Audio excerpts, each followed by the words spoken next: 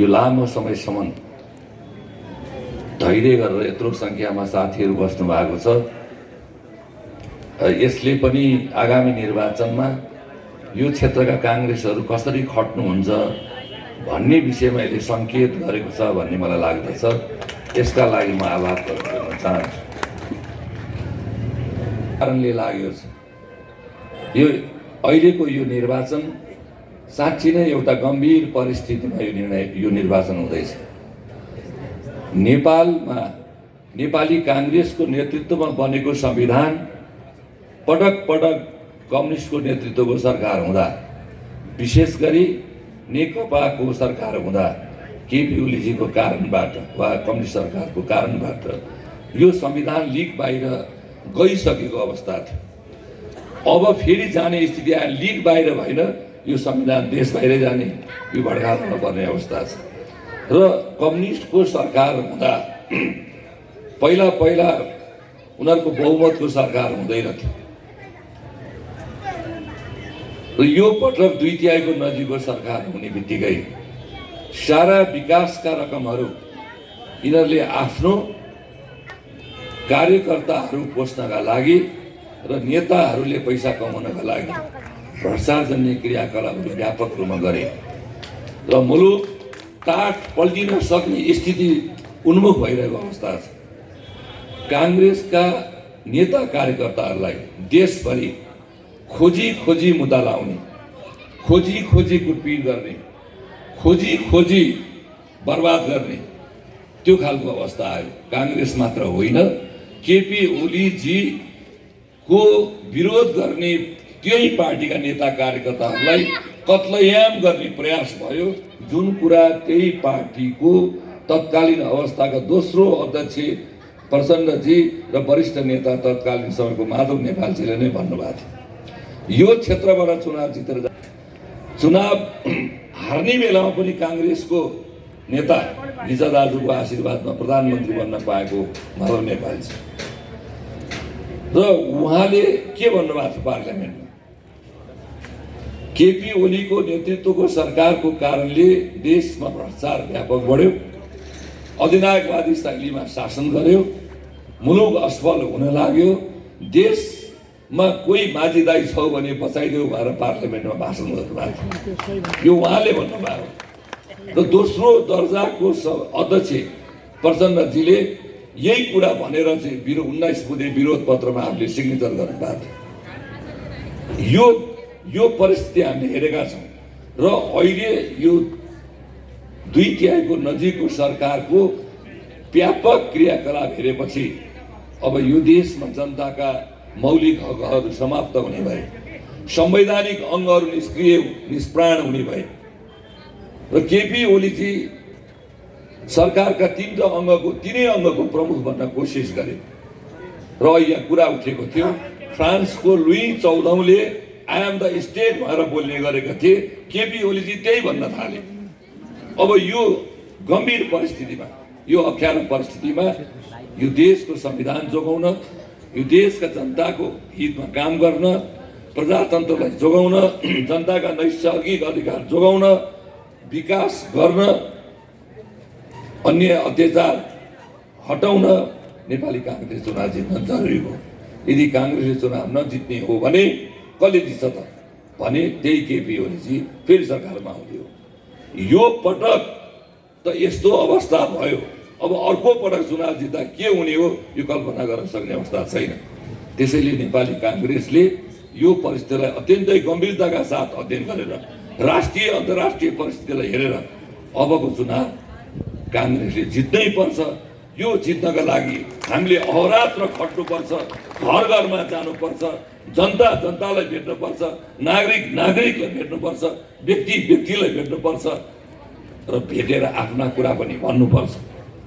कम्युनिस्टले गरेको ज्यादतीका कुरा पनि भन्नुपर्छ र हामीले हिजो केही कमी कमजोरी गरे भए सच्याउने कुरा पनि, सच्याउँदै जाने कुरा नि भन्नु पर्यो। भोलिका दिनमा के गर्ने हो त्यो पनि भन्नु पर्यो। काङ्ग्रेसले चुनाव जित्दा के हुँदो रहेछ, कम्युनिस्टले चुनाव जित्दा के हुँदो रहेछ त्यो पनि भन्नु पर्यो। र उदाहरणको लागि काठमाडौँ जिल्लामा 4वटा पालिकाले चुनाव जित्यो। त्यो 4वटा पालिका एउटा त नेपालकै उत्कृष्ट नगरपालिका घोषित भएको छ, अर्को कोरोनामा सबभन्दा राम्रो काम गरेको ऊ पनि उत्कृष्ट घोषणा भएको छ, अर्को सडक सबभन्दा बनाउने सडक के पालिकामा पर्दो रहेछ, अर्को त्यस्तै छ विकास। जहाँ कम्युनिस्टले जितेको छ अराजक स्थिति, भ्रष्टाचारमा डुबेका छ। अहिले महालेखा परीक्षकको बेरुजु हेर्ने हो भने स्थानीय निकायमा यति धेरै भ्रष्टाचार छ जुन भ्रष्टाचार कम्युनिस्टहरूले जितेको ठाउँमा बढी छ। यो अवस्थामा हामी छौँ। त्यसैले काङ्ग्रेसले चुनाव जित्न पर्यो। अब काङ्ग्रेस चुनाव 3 कारणले हारेको छ। एउटा कारण यहाँ अहिले कुरा उठिसक्यो कि काङ्ग्रेसलाई भोट नहालेको कारणले काङ्ग्रेस हार्यो विगतको समयमा। यही नगरपालिकाको कुरा गर्ने हो भने पनि मलाई त्यस्तै लाग्छ। आधा हजार भोटले चुनाव जिते हारेको छ, यस्तै सुनेको छु। अर्कोमा गयो त्यस्तै, अर्कोमा गयो त्यस्तै। मै चुनाव लडेको निर्वाचन क्षेत्रमा मेरो जिल्लामा पनि 4वटा पालिका 100 भोटले हारेको छ। अब यसमा पनि हामीले विशेष सतर्कता अपनाउनु पर्ने बेला छ। काङ्ग्रेस पार्टीभित्र धेरै ठुला त्याग तपस्या गरेका नेताहरू धेरै हुन्छ, प्रजातन्त्रको लडाइँमा लडेका नेताहरू धेरै हुन्छ, धेरै काम गरेका नेताहरू हुनुहुन्छ। मौका पायो भने सांसदमा चुनाव जित्ने मान्छेले वडाको अध्यक्ष पाइरहेको छैन, यो कुरा स्वाभाविक हो। तर टिकट त एउटा हुन्छ, टिकट एकजनाले पाउँछ। हैसियत भएका र मूल्याङ्कन गर्ने हो भने पाउन पर्ने, न्याय गर्नुपर्ने मान्छे 20 जना हुन्छ, 15 जना हुन्छ, पाउने त एउटै हो। र काङ्ग्रेसमा चाहिँ अब त्यो असन्तुष्टि, त्यो हक अधिकारै खोजेको होला, त त्यो खोज्दै अर्कोले भ्याइदिने भयो। कम्युनिस्टहरू कोठाभित्र कुटाकुट गर्छ, पर्दा थुनेर कठाला समाउँछ, बाहिर आएपछि काङ्ग्रेसलाई भोट हाल्न पर्यो भने हातै मारेर आओस् भन्छन्, त्यहीँ हाल्छ। अब हाम्रो चाहिँ के भइदियो भने पखलास तँलाई भएर कुरी बस्यो, झ्याप भोट अर्कालाई हालिदियो, बाहिर गएपछि आज त मैले स्वाद फेरेँ भएर चिया पसलमा भन्ने चलन छ। काङ्ग्रेसको यो बानी छ।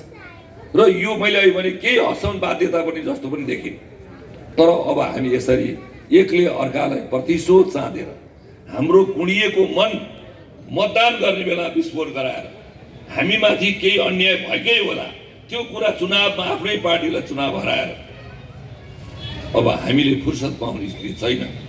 हामीले अब चाहिँ कम्युनिस्टहरूसँग लड्न सक्ने अवस्था छैन, हामीले चुनाव जित्ने अवस्था छैन। त्यस कारणले गर्दा अब काङ्ग्रेसलाई भोट हाल्ने वातावरण बनाउन केही कमी कमजोरी हामीभित्र छन् भने कोले कहाँ सच्याउनु पर्ने हो, कसले कहाँ सच्याउनु पर्ने हो, अथवा गइसकेको कुरालाई कोट्याएर फाइदा छैन। अब एकपटक यी हामीले विगतमा भनेका यहाँ उठेका कुराहरू सबैलाई ध्यानमा राखेर हामीले काङ्ग्रेसलाई भोट हाल्नु पर्यो।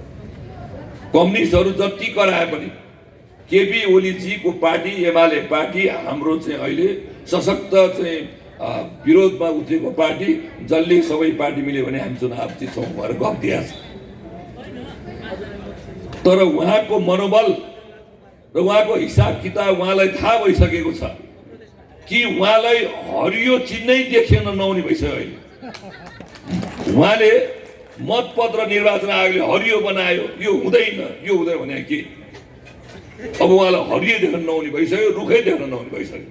राति पनि रुख देख्ने, बिहान पनि रुख देख्ने, दिउँसोले रुख देख्ने। किनभने अब कम्युनिस्टहरूको ज्यादतीको कारणले नेपाली जनताले रुख देखिरहेका छन्, उहाँले पनि त्यो रुख देखेको कारणले हातेको। तर हामी चाहिँ अझै अलिकति तर्सिरहेछ, अझै अलिकता गाह्रो मानिरहेछ, अझै अलिकता के हो भनिरहेछ। त्यो कुरा हो पनि, तर हामीले अहिले काङ्ग्रेसले ल्याएको अभियान घर घर गएर हामीले हाम्रा कुराहरू राम्रोसँग राख्ने हो भने हामीलाई धेरै मद्दत हुन सक्छ। हामी मिलेर गएको सन्देश घर घरमा जानुपर्छ। र अर्को, हामी चुनाव हारेको कारण हामीले 15 सालदेखि अहिलेसम्म नेपाली काङ्ग्रेसको सरकार र यसका नेता कार्यकर्ता र निर्वाचित जनप्रतिनिधिहरू र बाहिर निर्वाचनमै नगएका मानवीय संवेदनाको भावना र विकास प्रेमी भावना भएका काङ्ग्रेसहरूले गरेको कामको मार्केटिङ हामीले गर्न सकेनौँ। यही काठमाडौँमा 4वटा पालिकाले उत्कृष्ट काम गर्ने, अरू पालिका जति भ्रष्टाचार मात्रै गर्ने, यो कुरा पनि त हामीले भन्न सक्नुपर्ने होला नि त भोलि। त्यसले हाम्रा कुरा भन्न सक्नु पर्यो। राम्रो काम गरेकाहरू के गर्यो काङ्ग्रेसले पहिलादेखि? ल एकछिनको लागि यहाँ मानेले किशनजी, हाम्रा आदरणीय स्वर्गीय नेता किशनजीले त्यो ठाउँमा चुनाव हार्नु। किशनजीले काठमाडौँमा खानेपानीको हाहाकार पर्दा एउटा भिजनरी लिडरसिप पनि भन्छौँ हामी त्यस्ता व्यक्तिहरूलाई, उहाँले मेलम्चीको पानी ल्याएर यो ठाउँमा पानी खुवाउँछु भनेर सुरुवात गर्नु। तर टाइमली यो काम हुन सकेन। यो आयोजना निर्माणै कम्प्लिट नभइकन केपी ओलीजीले गरेर उद्घाटन गर्नु, यो कुरा त हो नि। कम्युनिस्टहरूलाई उद्घाटन गर्ने, नाम टाँस्ने हतार हुन्छ। र अहिले उनीहरू सरकार धेरै किसिमका आए गए। यो लगभग 4 वर्षको समयमा उहाँहरूले के कति गर्नु र अहिले काङ्ग्रेसले यो मेलम्चीको बाढी पहिरो पछि पनि यो काठमाडौँका वासीलाई पानी खुवाउनै पर्छ भनेर अहिले अहोरात्र खटिरहेको छ। नेपाली काङ्ग्रेसका कार्यकर्ताहरूले सानातिनो त्यहाँ काम पाएर खटेका छन्। हाम्रा पार्टीका नेता कार्यकर्ता खटिरहेका छन्। प्रधानमन्त्रीजीले मन्त्रीजीलाई आदेश गरे हुनुहुन्छ, मन्त्रीजीहरू त्यहाँ गरिरहनु भएको छ। अब केही समयभित्रै त्यो पानी आउँदैछ।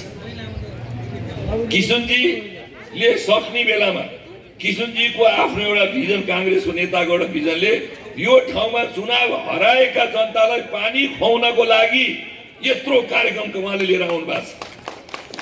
तर केपी ओलीजीले चुनाव जित्नुभयो, प्रधानमन्त्री हुनुभयो। उहाँले सारा सर्वस्व र शक्ति लगाएर आफ्नो चुनाव क्षेत्रमा अरबौं रुपियाँको बिउ टावर बनाउनु भएको छ। यही हो काङ्ग्रेस र कम्युनिस्टको फरक।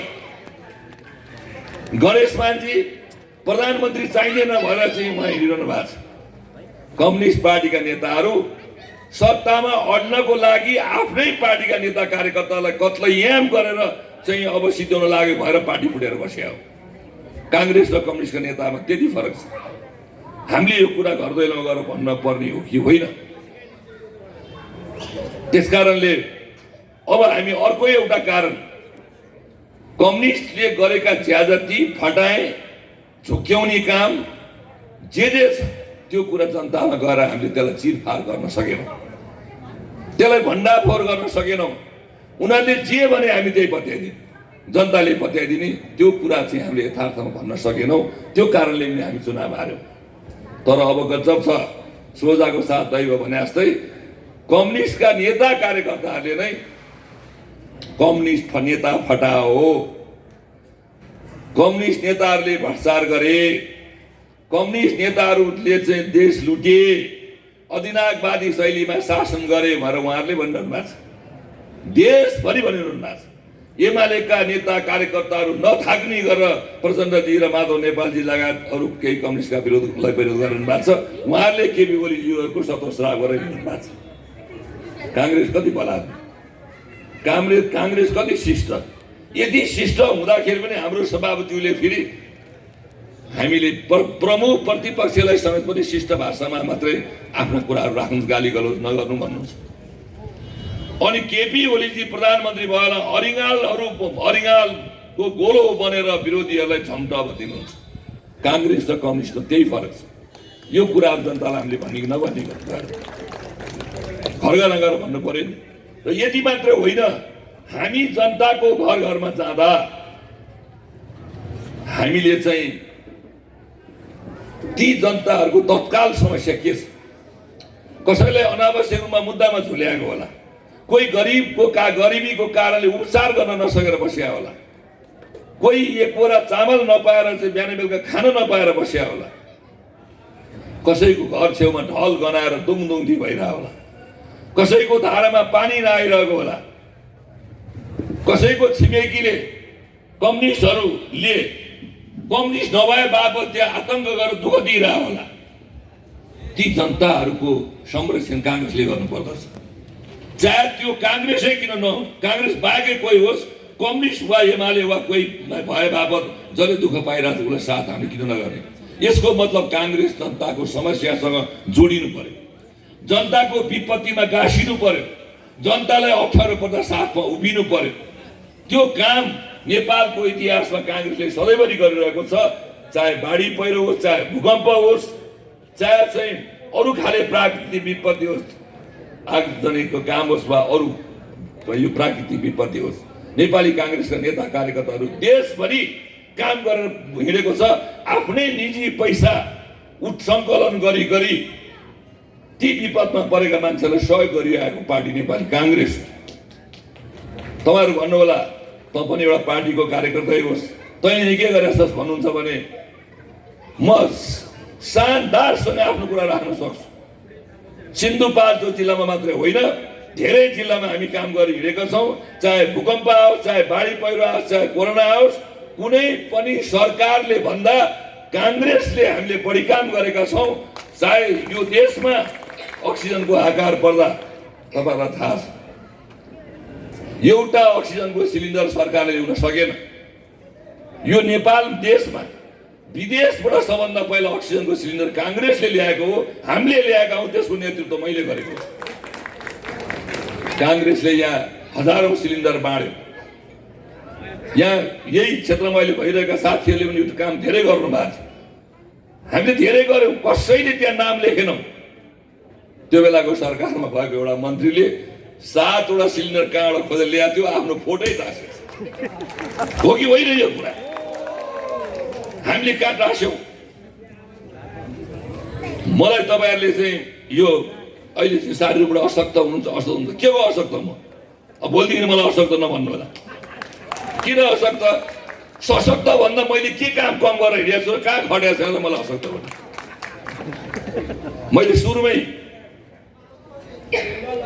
प्लास्टर गरेको भोलिपल्टबाट म हेटौडाबाट सिटामोल र surgical mask 10 lakh surgical mask र 5 लाख सिटामोल बोकेर गाउँमा घर घरमा झन्डा ब्यानर सिटामोल मास्क बोकेर जनता घर घर जान्छु भनेर मैले पठाएर म आफै पालिका धाएर बसेँ। मलाई पहिलो दिनको कार्यक्रममा त झन् बढी तपाईँ रेस्ट गर्नुपर्ने भनेर साथीहरूले भन्नुभयो। कोही आँसु झार्न थाल्नुभयो। मैले भने एउटा खुट्टा भएको मान्छे राम्रो डान्सर छ संसारमा। म त बैशाखी टेक्निक त भने मैले रेस्ट गरेँ भने कम्युनिस्टहरूले रेस गर्छन्, म रेस गर्न दिन्न, म हेर्छु भनेर। तपाईँको प्लास्टर फुट्यो भने के गर्नुहुन्छ? मेरो प्लास्टर फुट्यो भने रिप्लास्टर गर्न मिल्छ। यो गम्भीर अवस्थामा काङ्ग्रेसले चुनाव हार्यो भने फेरि चुनाव हुँदैन। त्यस कारणले मेरो प्लास्टर फुटोस् भनेर मैले आउँ। मेरो यो ठिक भइसक्ने बेला हो। रेस्ट नगरेको कारणले म अहिले पनि ठिक हुन पाइरहेको छैन। म व्यक्ति हुँ। हाम्रा पुर्खाहरू, हाम्रा नेताहरू, हाम्रा अग्रजहरू, हामी सरकारहरू, हामीभन्दा भाइ बहिनीहरूले पनि प्रजातन्त्रको लागि ज्यान फालेर चाहिँ शहीद भएर हिँडेका छन्। हामी त सांसद, मन्त्री, झन्डा, डन्डा सबै चिज पाएका छौँ। यो त बाँकी बसेको यो नाफाको जिन्दगी हो। जनताका छोराले पाउने सामान्य कुरा सबै पाइसक्यो।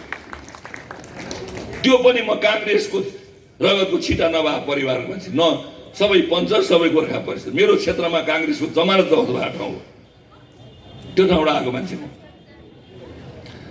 त्यस कारणले म तपाईँहरूलाई पनि के अनुरोध गर्न चाहन्छु भने हामी 3टा कुराले चुनाव हारेको मैले अघि नै भने। अब चुनाव जिताउन के गर्नुपर्छ समाजहरू सबैलाई थाहा छ। तर एउटा काम थाहा भएर पनि अलिक कम हुने गर्छ। त्यो के हो भने खट्ने काम, हिँड्ने काम, दौडिने काम, धाउने काम, सबैलाई आफ्नो कुरा घर गएर भन्ने काम काङ्ग्रेसको यो अलिक कमै हो। किशनजीले चुनाव हार्ने बेलामा हामी अलिअलि अल्छी भएर पनि हार्यो। घात अन्तर्घातका कुरा त्यही बेला सुरु भयो। त्यो कुरा त म जान्न चाहन्न। तर हामीले अलि अल्छी भएर पनि हार्यो। त्यो बेलामा चुनाव जित्नु हो। कम्युनिस्टहरू कति फटास। काङ्ग्रेसको सरकार हुने बेलामा मदन भण्डारी शिवराज आश्रितको हत्या भयो। हामी हत्यारा पत्ता लगाउँछौँ सरकारमा गयौँ भने भएर देशभरि आतङ्क बचाए।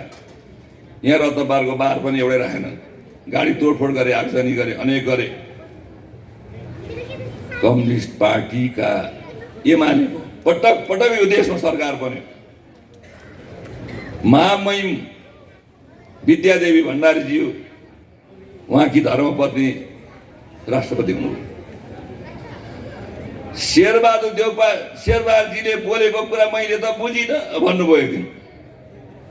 तपाईँले बुझ्नु भएन होला, शेरबहादुर देउवा होइन, काङ्ग्रेसका नेताले गरे, सुशील दाइले गरेको कुरा नि बुझ्नु होला। संविधान सुशील दाइलेकै नेतृत्वमा बन्यो। शेरबहादुर देउवाको कुरा बुझ्नु भएन होला। उहाँले यो देशमा पटक पटक कम्युनिस्टले चुनाव गर्दैन भन्दाखेरि पटक पटक चुनाव गराएर यो देशमा भएका 10तिर फर्केका पार्टीका नेतालाई एक ठाउँमा ल्याएर योभन्दा अघि पनि सरकार चलाउनु, अहिले पनि चलाइरहनु भएको छ। र अहिले पनि सारा नेताहरू उहाँ कहाँ गएर 7 बजे बिहानै घरमा पुगेर शुद्ध नजर लगाउन सरकारको नेतृत्व गर्नु पर्यो भनी काङ्ग्रेसको नेतालाई बनायो। शेरबहादुर देउवाले बोल्या त बुझ्नु भएन होला, सुशील दाइले बोल्या बुझ्नु भएन होला। यो देशका जनताले मदन भण्डारीजीको हत्यारा को हुन् भन्ने कुरा बुझ्न चाहेका छन्। तपाईँ राष्ट्रपति हुने बेलामा, तपाईँको पार्टी सरकारमा गइरहेको बेला किन यो कुरा बुझ्न पाइएन? यो नेपाली जनतालाई उत्तर दिनुपर्ने हुन्छ। महामहिम राष्ट्रपतिज्यू, देशको अभिभावकले जताभावी बोल्न हुँदैन। यो कुरा म यही मञ्चबाट तपाईँलाई हार्दिकताका साथ अनुरोध गर्न चाहन्छु। र साथीहरू, एमसीसीको बारेमा अझ म अगाडि गठबन्धनको बारेमा 2-4 शब्द मात्रै बोल्न चाहन्छु। गठबन्धनको बारेमा धेरै कुराहरू थियो। गठबन्धन गर्ने कि नगर्ने, पार्टी केन्द्रीय कार्य समितिले यस्तो राम्रो निर्णय गरिदिएको छ, तालमेल गर्ने, किनभने सरकारै गठबन्धन र तालमेलको छ, तर गर्ने अधिकार स्थानीय निकायलाई दिने सिद्धिएन कुरा। के छ यसमा अप्ठ्यारो? सुरुको दिनमा बोल्ने मौका पाएँ, मैले यही कुरा राखेँ। अधिकांश नेताहरूको कुरा यही रह्यो, त्यही निर्णय गरेका छ। तर हामीले गठबन्धन गर्ने र नगर्ने चाहिँ आफ्नो औकात भित्र रूपबाट मनन गरेर, हिसाब किताब राम्रो गरेर यो नीतिलाई कार्यान्वयन कसरी गर्ने भन्ने कुरामा स्थानीय नेताहरूले नै गर्ने हो। म हिजो मात्रै 17 गते एक दिन खाली राखेको थियो कार्यक्रम काठमाडौँमा। म एउटा सिन्धुपाल्चोको दुर्गम गाउँपालिकामा गराएँ। एउटा बतासे भन्ने गाउँ छ, चौतारा साँगा चौगडी नगरपालिकाको वडा नम्बर 2 र 3 पर्छ त्यहाँ। म त्यहाँ गएँ।